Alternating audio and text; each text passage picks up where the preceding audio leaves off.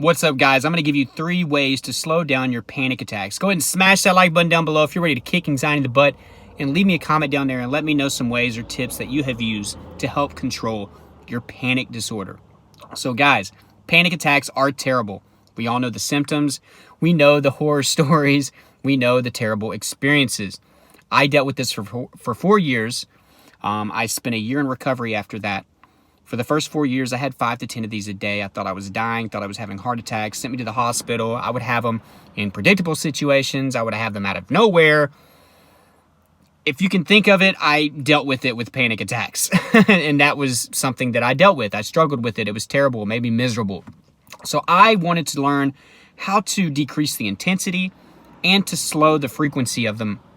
I was having 5 to 10 a day. I was thinking like maybe 1 to 3 a day wouldn't be so bad. And I was correct, that wouldn't be so bad. I want to help you get some momentum, get the ball rolling without having to use things like medication. There are natural ways. The next thing I wanted to do was to actually make the intensity of them go down.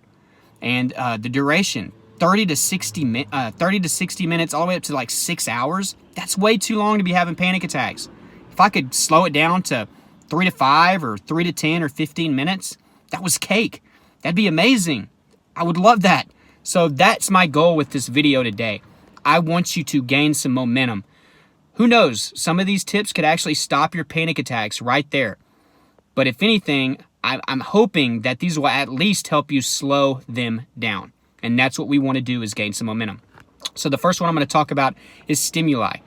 Try to close your eyes if you can. The problem with this for me, one of my favorite places to have panic attacks was in the car while I was driving. And it's a perfect example of the stimuli. I'm driving, vehicles are going by me, lights are going by me. I'm seeing trees, I'm seeing buildings, I'm seeing glares off of things. There's all kinds of different noises and sounds, and the road life is just an experience on its own. Stopping, going faster, seeing street lights, street signs. One thing that would always give me a panic attack was the sun, whenever it would shoot through trees, whenever I'm driving through wooded areas, either early in the morning or in the evening when it's setting or rising. And it would be like a strobe light. And I don't know what it was, but this always set me off in a panic attack.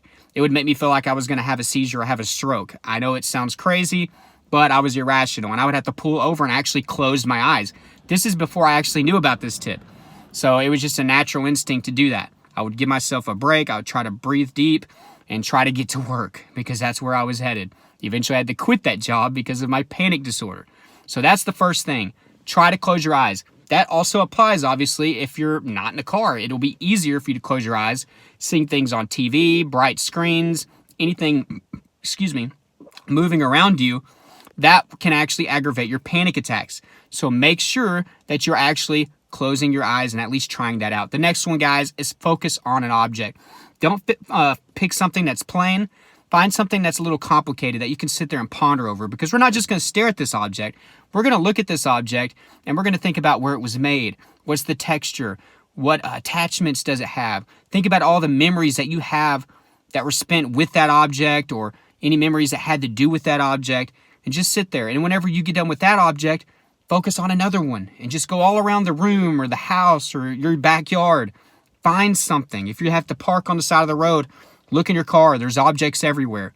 Focus on them. Just try to get your mind off of it. We're trying to slow these down. So make sure that you are doing that. Now, the third one, guys, the third one's a very important one. Avoid certain unhealthy triggers. Some of you really need to grasp this, like seriously. Alcohol, drugs, tobacco, caffeine, sometimes bright screens, sometimes negative situations that can be avoided. Sometimes social media, certain toxic people can lead to higher frequencies and intensities of panic attacks. You can avoid these. Now, you can't avoid all triggers. I'm totally against avoiding triggers like having to drive, or having to travel for work, or not being in social situations, or heights, or flying. These are things that you have to fight. You have to face that fear. Exposure therapy is great for anxiety. It's going to help you with your overall mental health. That's something that you have to face. You can't run away from those forever. But there are things that you can fix. Alcohol, for me, it seemed to help at first. But the next morning when I would wake up, I would have horrible anxiety hangovers. So alcohol indeed was horrible for my anxiety. That was a trigger. I could get that out of my life. I can do it. Some of you refuse to do that. Tobacco. Sometimes whenever I would get put a cigarette in or a dip at the time, I would have a panic attack sometimes. So I had to stop doing all those things. Certain foods would give me panic attacks, like anything that was spicy, chili, spaghetti, anything really hot that would aggravate my heartburn. It would give me trapped gas. It would make me feel like I was having chest pains and have a heart attack. That would lead to a panic attack. Those are unhealthy things that you can actually fix. There's other triggers that you have to face. So know the difference between the two. So guys, I hope you got some value out of that. The idea is to slow the panic attacks down and get the ball rolling. So if you got any value, like this video. Again, please leave me a comment and let me know if there's any other tips that you use to help you with your panic attack issues. All my tips for anxiety are down below in that description. Please go check them out.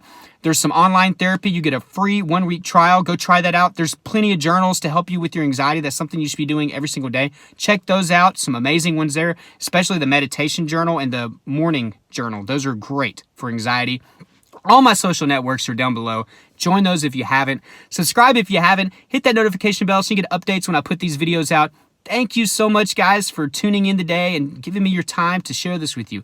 Hope I brought some value to some of your lives. Thanks a lot, guys. Have a good night.